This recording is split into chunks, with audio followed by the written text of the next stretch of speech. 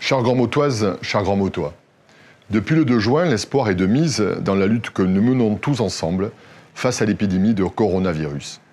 L'intervention du Premier ministre et les chiffres liés à la maladie nous permettent d'être raisonnablement optimistes et d'initier dans la commune un retour progressif à la normale. Depuis mardi, nous pouvons à nouveau profiter des restaurants, des cafés et des bars. C'est un soulagement, tant leur présence est intimement liée à l'âme de notre ville balnéaire. Je vous invite donc, dans le respect des règles élémentaires d'hygiène, à les fréquenter à nouveau. Ils en ont besoin. Cet événement, couplé avec la fin de la limitation des déplacements à 100 km, va permettre l'arrivée de touristes, venus, nous l'espérons, de toute la France, mais aussi d'ailleurs, avec la réouverture des frontières. Nous pouvons également, depuis le 2 juin, utiliser les plages comme auparavant, sans toutefois se rassembler à plus de 10 personnes, selon la règle qui nous est encore imposée. Tout cela sans contrainte d'horaire. Mais aussi, nous pouvons pratiquer la pêche à la ligne de nuit de 21h à 8h. C'est ainsi la fin de la plage dynamique, qui a pourtant été une grande réussite. En effet, durant plus de 10 jours, nous avons constaté un certain civisme, je tiens à le souligner. Parallèlement, comme vous le savez, avec l'accord de monsieur le préfet de l'Hérault, la Grande-Motte a été la seule ville balnéaire à expérimenter, de manière aménagée et encadrée, une plage de 250 places où l'on pouvait poser sa serviette. Dans le cadre de cette crise sanitaire, les élus locaux doivent être des accompagnateurs d'innovation. Et à cet égard, la Grande-Motte a toujours été un laboratoire d'idées. Ce concept, qui s'est terminé ce lundi de Pentecôte avec l'accueil des personnels soignants, a donné néanmoins une idée d'une plage organisée en période d'épidémie.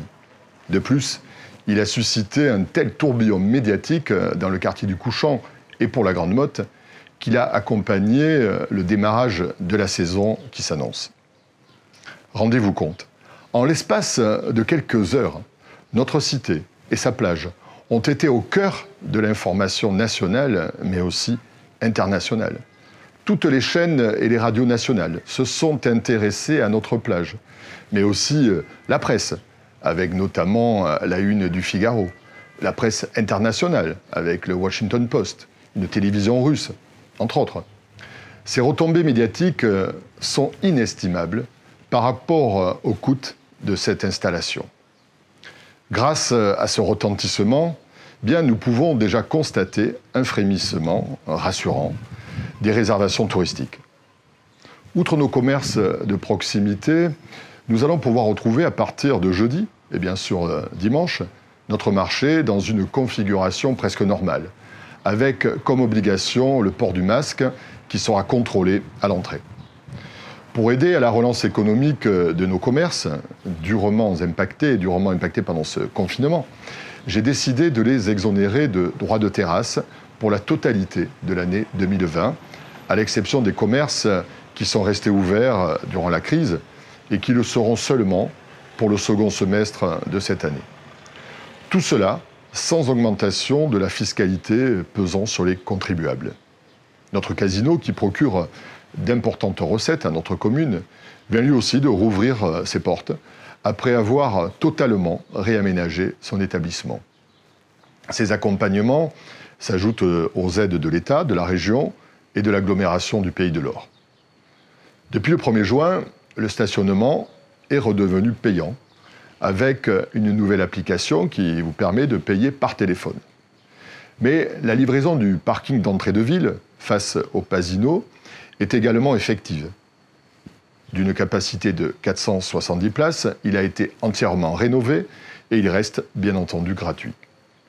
Les établissements scolaires devraient bientôt tous fonctionner avec la réouverture par étapes du lycée La Merci Littoral, du collège Philippe Lamour, après celle de notre groupe scolaire André Malraux. Enfin, le secteur sportif et culturel va également peu à peu se déconfiner.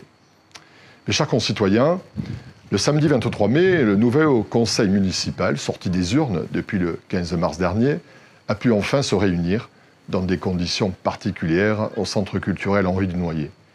Il m'a renouvelé sa confiance comme maire de la Grande-Motte. Je tenais à partager avec vous toute ma fierté de servir encore 6 années durant la Grande Motte et ses habitants. Je le ferai toujours avec la même passion, avec le même dévouement. Pour m'accompagner, 8 adjoints, à la tête de 8 pôles spécifiques ont été élus au sein de la majorité. Et j'ai pu enfin signer l'arrêté de délégation que j'ai attribué à chaque élu de mon équipe municipale. Notre devoir est bien de vous protéger, tout en accompagnant la reprise nécessaire à notre développement. Car vous le savez, l'impact financier de cette crise sur notre commune va être considérable et se chiffrer à plusieurs millions d'euros. Je soumettrai ainsi à la prochaine réunion du conseil municipal un budget supplémentaire pour prendre en compte les énormes pertes de recettes. Pour conclure, je me dois de vous rappeler que nous sommes encore en état d'urgence sanitaire et que nous devons faire preuve d'une certaine retenue. Les gestes barrières doivent être de mise. Pour accompagner la démarche, la ville va diffuser à partir de la semaine prochaine 2 nouveaux masques aux habitants qui seront financés par le département et la région.